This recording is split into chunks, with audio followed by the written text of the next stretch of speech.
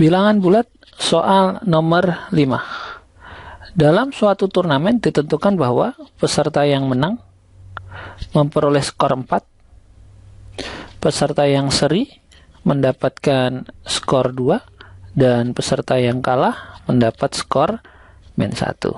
Oke, kita tulis kalimat matematikanya. Jadi, kalau tadi dikatakan menang mendapatkan skor 4, seri mendapatkan skor 2, dan kalah mendapatkan skor -1, maka kita bisa menuliskan persamaan skornya. Berarti skor sama dengan 4 menang ditambah 2 seri dikurangi kalah. Jadi ini persamaan skornya. Kita kotak dulu. Ya. Selanjutnya langkah kedua. Langkah kedua, di soal diketahui bahwa Budi itu sudah bertanding 7 kali, menangnya 3 kali, kalahnya 2 kali. Berarti kalau di sana sudah disebutkan menangnya 2 kali, menangnya 3 kali, kemudian kalahnya sudah 2 kali, berarti kalau ini dijumlah berarti baru 5. Padahal total pertandingannya ada 7. Berarti salah satunya mesti seri. Berarti serinya adalah jumlah pertandingan dikurangi 5. Berarti serinya sudah sebanyak 2 kali. Maka langkah ketiga kita hitung skor akhirnya. Maka skor sama dengan, kita tulis ulang tadi, 4 menang, 2 seri, dikurangi kalah. Kita masukkan menangnya berapa kali? 3. Serinya berapa kali? 2. Kalahnya berapa kali? 2. Sehingga 4 kali 3, 12. 2 kali 2, 4. Dikurang 2. Berarti 12. 4 kurangi 2, 2. 12 tambah 2. Iya, 14. Jadi skor yang dicapai Budi adalah 14, yang C. Selanjutnya adalah tentang operasi pecahan. Kita lihat soal nomor 5. Di soal nomor 5, paman membagikan 72 kg beras kepada beberapa orang. Jika setiap orang mendapatkan 1/3/5, maka banyak orang yang menerima beras adalah, oke. Langkah pertama, berarti kita nyatakan dulu 1/3/5 menjadi bentuk pecahan biasa. Berarti 1 kali 5, 5 tambah 3, berarti 8. Berarti 8/5. Baru langkah yang kedua, operasinya apa? Tadi ada 72 dibagi 1/3/5, atau sama dengan 72 dibagi 8/5. Maka kalau kita selesaikan operasi pembagian ini, kalau dibagi dengan pecahan, berarti sama artinya dengan dikali kebalikannya. Berarti di sini 5/8. Maka kalau kita hitung 72 kalau dibagi 8, atau kalau kalian kesulitan membagi langsung dengan 8, ya dibagi 2 dulu. Ya, kalau dibagi 2 berapa? 36. Di sini berapa? 4. Selanjutnya 36 dengan 4 dibagi 4 semua. Ini hilang, ini 9. Maka tinggal menyisakan 9 kali 5. 45. Jadi banyak orang yang menerima beras adalah D, 45 orang. Bilangan berpangkat soal nomor 6. Jika n bilangan bulat, maka 2 pangkat n plus 2 dikali 6 pangkat n min 4 dibagi 12 pangkat n min 1 adalah. Oke, untuk menyelesaikan ini, langkah-langkahnya adalah yang pertama, kita pisahkan dulu antara pangkat dengan koefisiennya. Nah, di sana ada 2 pangkat n plus 2. Kita bisa tuliskan menjadi 2 pangkat n kali 2 pangkat 2. Atau bisa dinyatakan sebagai 2 pangkat n dikali 4 yang sama dengan 4 kali 2 pangkat n. Selanjutnya, yang kedua, ada bentuk 6 pangkat n min 4. Berarti bisa dinyatakan sebagai 6 pangkat n dikali 6 pangkat min 4. Biarkan seperti itu dulu ya. Kemudian yang ketiga, kita punya 12 pangkat n min 1. Berarti 12n kali 12 pangkat min 1. Oke. Selanjutnya, langkah yang kedua, Langkah yang kedua adalah kita bagi. Tadi yang diinginkan 2 pangkat n plus 2. 2 pangkat n plus 2 tadi adalah 4 kali 2 pangkat n dikali 6 pangkat n dikali 6 pangkat min 4 dibagi dengan 12 pangkat min 1 dikali 12 pangkat n. Kita tahu bahwa 2 kali 6 berapa? 12. Kalau pangkatnya sama, maka ini bisa kita coret. Sehingga akan menghasilkan 4 dikali 6 pangkat min 4 dibagi 12 pangkat min 1. Lalu bagaimana untuk menyelesaikan ini? Berarti ini bisa kita tulis 4 dikali 12 dibagi 6 pangkat 4. Berarti 4 kali 6 kali 2. Kalau 6 pangkat 4 berarti 1, 2, 3, 4. Kita tinggal coret yang tidak diperlukan. Berarti 6-nya ini hilang. 2-nya ini hilang. 3 dibagi 2. Berarti ini 3, ini 2. Dibagi 2 lagi. Berarti ini 3. Berarti tinggal menyisakan 1/3 kali 3 kali 3. Yang tak lain dan tak bukan adalah 1/27. Jadi jawabannya adalah yang A.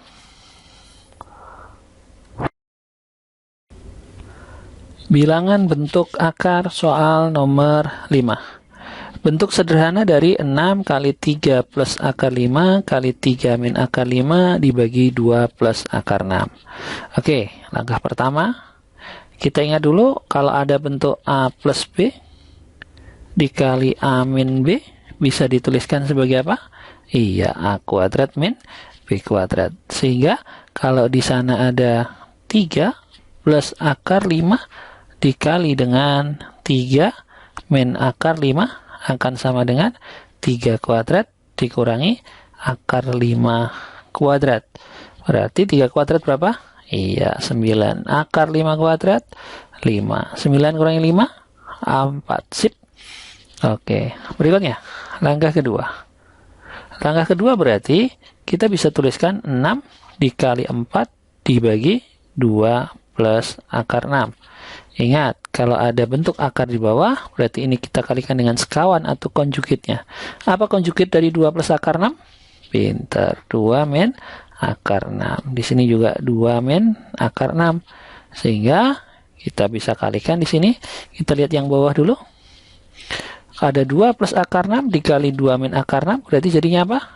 Iya, 2 kuadrat min akar 6 kuadrat. Di sini tetap saya tulis ya, 6 kali 4. Jadi dalam mengerjain soal matematika dibiasakan jangan langsung dikalikan, dibiarkan dulu. Siapa tahu nanti ada yang bisa dicoret. Maka kalau ini kita tulis berarti 6 dikali 4 dikali 2 min akar 6 dibagi dengan 2 kuadrat 4 akar 6 kuadrat 6. 4 min 6 berapa?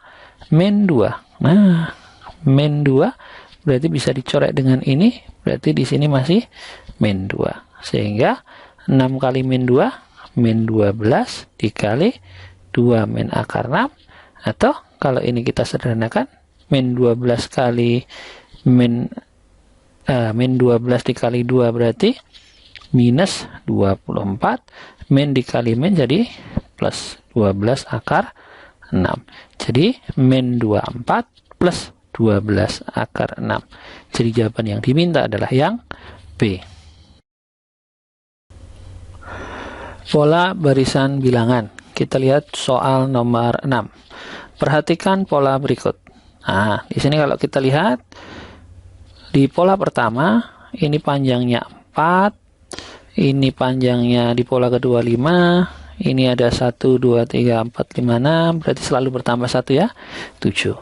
Kalau kita lihat ketinggiannya, ini juga bertambah 1, 2, 3. Kemudian di sini ada 4. Di sini ada 5. Maka untuk menjawabnya sebenarnya ini cukup mudah. Jadi kalau di pola 1, kita punya 2 kali 4. Di pola kedua ada 3 kali 5. Berikutnya ada 4 dikali 6. Dan seterusnya. Di sini kalau mau dituliskan boleh 5 kali 7.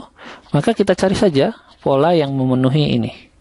Rumus umumnya yang mana? Ini ketika n-nya 1, ini ketika n-nya 2, ini ketika n-nya 3, ini ketika n-nya 4. Maka biasanya untuk mudahnya kita ambil sembarang. Biasanya yang gampang ya kita ambil suku keduanya. Berarti suku keduanya harus berapa? 3 kali 5, 15. Kita cari atau kita masukkan 2, harus ketemu 15. Oke, 4 kali 2. N-nya kita ganti 2 ya. 4 kali 2 berarti 8. 2 tambah 1, 3. 8 kali 3 bukan 15. Berarti A ini salah.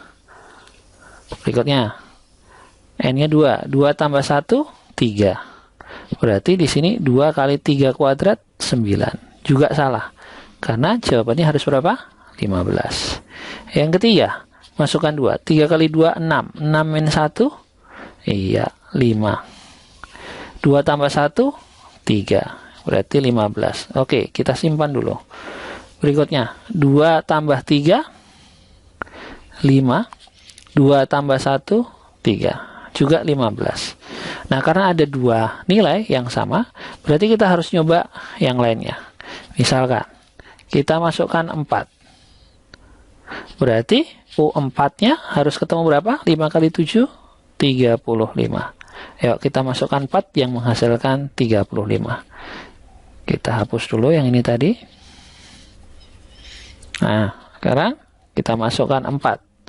Berarti 3 kali 4, 12. 12 min 1, 11. 4 tambah 1, 5. 11 kali 5, 55. Bukan ya, karena yang diinginkan 35. Kita cek yang di sini. 4 tambah 3, 7. 4 tambah 1, 5. Sama dengan berapa? 35. Nah, ini jawaban yang diminta. Sehingga jawabannya adalah yang D. Barisan dan deret aritmetika. Soal nomor 4. Sebuah besi dipotong menjadi 5 bagian sehingga membentuk barisan aritmetika. Jika panjang terpendek adalah 1,2 dan yang terpanjang adalah 2,4, maka panjang besi sebelum dipotong adalah titik. Nah, untuk menjawab soal ini, maka langkah pertama kita identifikasi terlebih dahulu. Diketahui di soal bahwa dia barisan aritmetika dengan suku pertamanya adalah yang paling pendek 1,2. Suku terpanjangnya berarti U5-nya 2,4. Diketahui tadi barisan aritmetika banyak sukunya adalah 5. Nah, selanjutnya langkah yang kedua setelah yang diketahuinya dituliskan di sini, yang ditanyakan adalah panjang tali semula. Panjang tali semula berarti yang ditanyakan adalah S5. Kita ingat bahwa Sn barisan aritmetika adalah n/2 suku pertama ditambah suku terakhir. Maka kalau ditanya S5 berarti 5/2 dikali suku pertamanya 1,2, suku terakhirnya 2,4, atau 5/2 dikali dengan 3,6. Nah, kalau ini kita bagi 2, 3,6 dengan 2 berarti di sini masih 1,8. 5 kali 1,8 adalah 9. Jadi, panjang tali semula adalah 9 meter. Barisan dan deret geometri soal nomor 6. Sebuah balok kayu dibagi menjadi 6 bagian sehingga panjang masing-masing bagian membentuk barisan geometri. Jika yang terpendek adalah 6, yang terpanjang adalah 192, maka mula-mulanya berapa? Oke, untuk menjawab soal ini, langkah pertama kita identifikasi terlebih dahulu bahwa di soal ada barisan geometri dengan banyak sukunya adalah 6. Karena tadi dibagi menjadi 6 bagian ya. Kemudian diketahui suku pertama atau yang paling pendek atau kita sebut A, yaitu 6. Dan suku yang ke-6 itu diketahui 192. Oke, itu langkah pertamanya. Sudah, sekarang kita masuk langkah yang kedua. Kita akan mencari rasio atau R-nya. Dari mana? Kita mulai dari U6. U6 barisan geometri berarti bisa dinyatakan sebagai AR pangkat 5. U6-nya berapa? 192. A-nya adalah 6 dikali R pangkat 5. Berarti R pangkat 5 sama dengan 192 bagi 6, yaitu 32. Atau R pangkat 5 sama dengan 2 pangkat 5, sehingga ketemu R-nya sama dengan 2. Oke, R-nya 2, tadi kita punya A-nya adalah 6. Maka tinggal masuk langkah yang ketiga, yaitu yang ditanyakan. Yang ditanyakan adalah panjang kayu mola-mola. Berarti pertanyaannya adalah S6. S6 berarti dituliskan 1 min R pangkat 6 min 1 dibagi dengan R min 1. Yuk dimasukkan nilainya. A-nya berapa tadi? 6 dikali 2 pangkat 6 min 1 dibagi 2 min 1. Atau 6 dikali 2 pangkat 6 itu 64. 64 kurangi 1 berarti 63 dibagi 2 min 1, 1. Maka akan ketemu 6 kali 63 adalah 378. Jadi panjang balok mula-mula adalah 378 cm. Jumlah dan selisih perbandingan. Soal nomor 4. Perbandingan permen Arman dan Brian adalah 5:8. Jika selisih permen keduanya adalah 12, maka jumlah permen Brian itu berapa? Oke, untuk menjawab soal ini, maka langkah pertama, kita tuliskan dulu perbandingannya. Arman banding Brian adalah 5:8. Biasanya untuk memudahkan perbandingan, kita kasih variabel X ya. Berarti 5X banding 8X. Selanjutnya diketahui bahwa selisihnya, berarti yang namanya selisih itu yang besar dikurangi yang kecil. Berarti kalau di sini 8X dikurangi 5X harus sama dengan 12. 8 dikurangi 5 berarti 3X sama dengan 12. Berarti X-nya adalah 12 bagi 3 berarti 4. Nah, selanjutnya langkah kedua adalah yang ditanyakan apa? Yang ditanyakan adalah jumlah permen Brian. Brian itu berarti 8X. Berarti X-nya berapa tadi? 4. 8 kali 4 berapa? Iya, pintar. Jawabannya 32. Jadi jawaban yang diminta adalah C. Perbandingan senilai. Soal nomor 6. Seorang penjual kue mendapat pesanan untuk keperluan pesta. Ia mampu membuat 54 kue dalam waktu 2 jam. Jika ia menyelesaikan pesanan 162 untuk jam 16, maka ia harus memulai membuat kue pada pukul berapa? Oke, kita lihat dulu. Langkah pertama adalah kita lihat perbandingannya. Di sini ada kue, di sini ada jam. Oke, kalau dalam waktu 2 jam bisa membuat 54 kue, berarti kalau 162 itu ada berapa jam? Oke, kita lihat. Karena di sini kalau kuenya semakin banyak, maka waktunya otomatis juga semakin lama. Kalau kuenya sedikit berarti waktunya semakin sedikit. Maka ini kita sebut sebagai perbandingan lurus atau perbandingan senilai. Sehingga cara menghitungnya adalah 54 dibagi 162 harus sama dengan 2/X. Itu namanya perbandingan senilai. Maka kalau kita sederhanakan perhitungannya, 2 dengan 54 berarti ini 27. Kalau dibagi 3 berarti ini 9. Ini kalau dibagi 3 berarti 54. Kalau dibagi lagi 9 dengan 54 berarti 6. Sehingga ketemu X-nya adalah 6 jam. Lalu bagaimana cara menjawabnya? Langkah kedua, kalau diinginkan selesai pukul 16, maka 6 jam sebelum pukul 16 adalah pukul 16.00 dikurangi 6 jam. Maka akan ketemu dimulai pukul 10.00. Jadi jawabannya adalah yang D.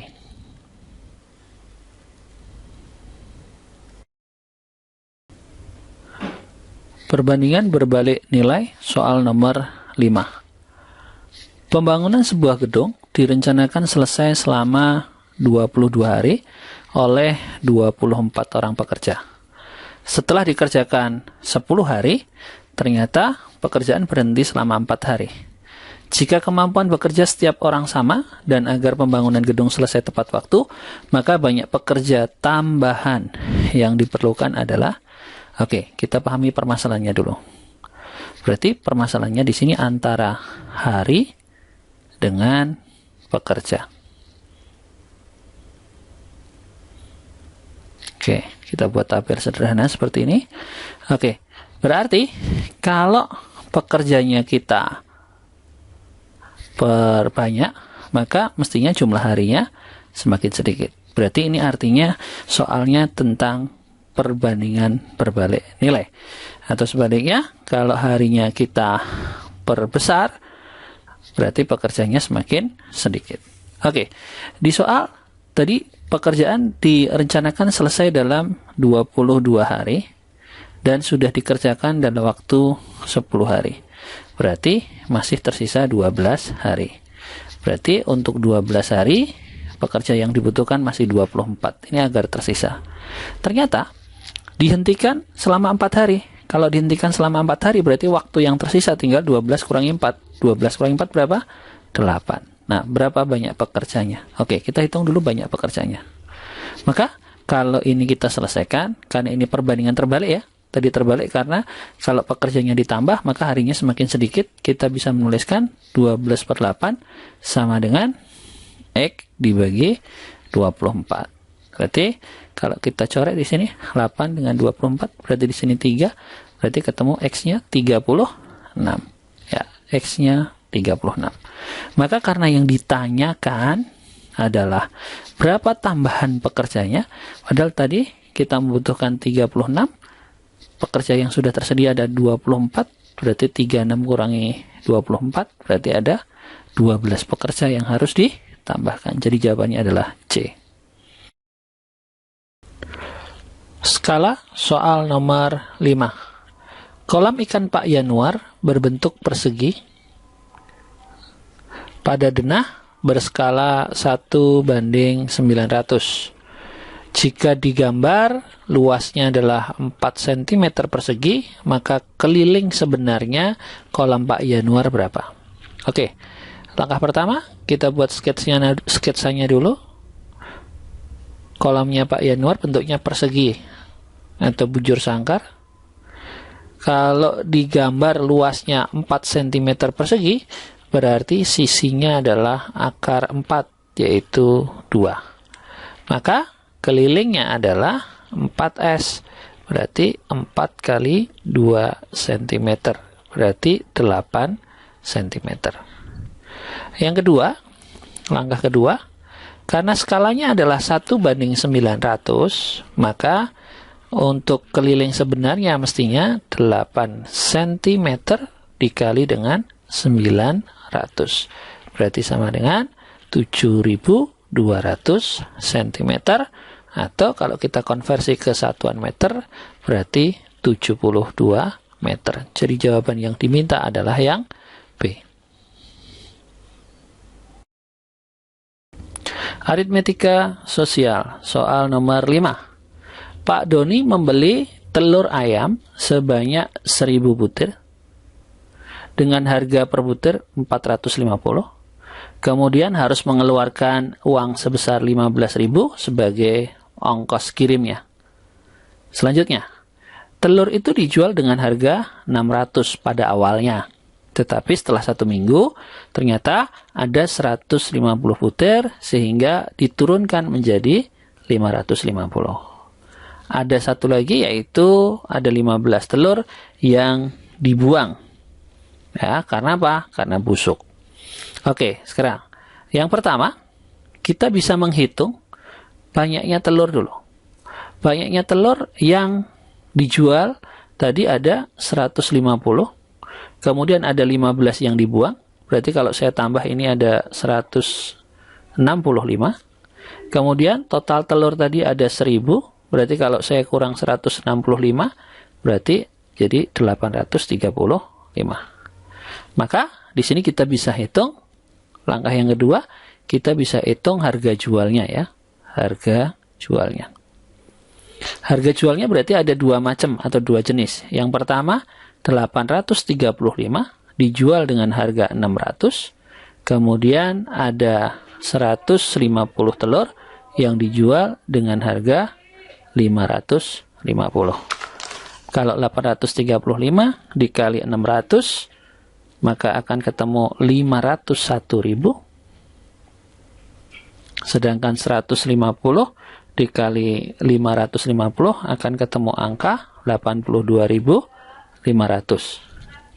Sehingga akan, kalau ini dijumlah, maka ketemu harga jualnya sebesar 583.500 rupiah.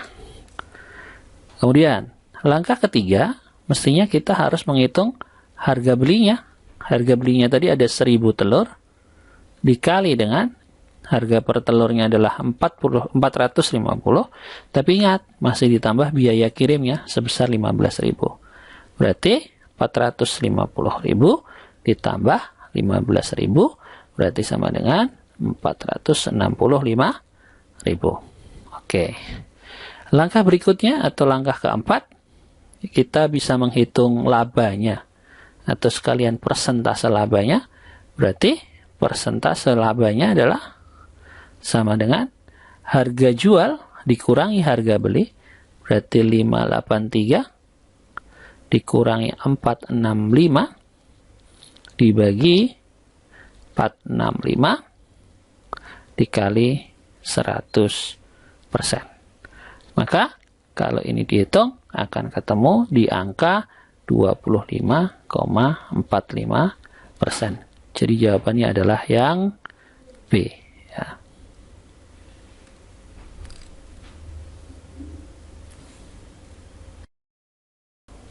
Bunga tunggal dan angsuran. Soal nomor 6.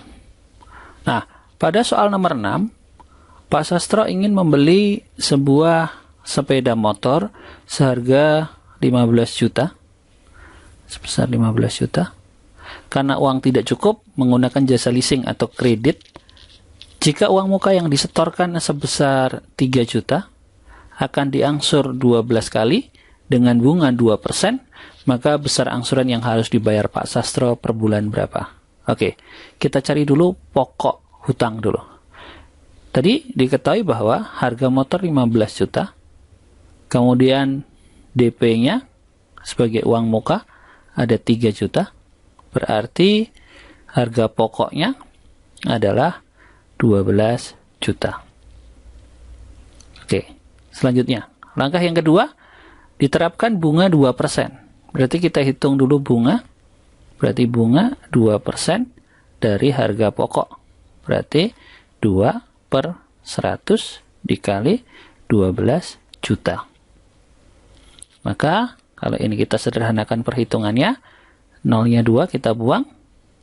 12 kali 2 berarti 24. Nolnya ada 1, 2, 3, 4. Berarti 240.000. Maka baru kita bisa menghitung besarnya cicilan. Besarnya cicilan berarti harga pokok ditambah bunga berarti 12.240 dibagi dengan banyaknya angsuran 12 berarti sama dengan 1.020.000.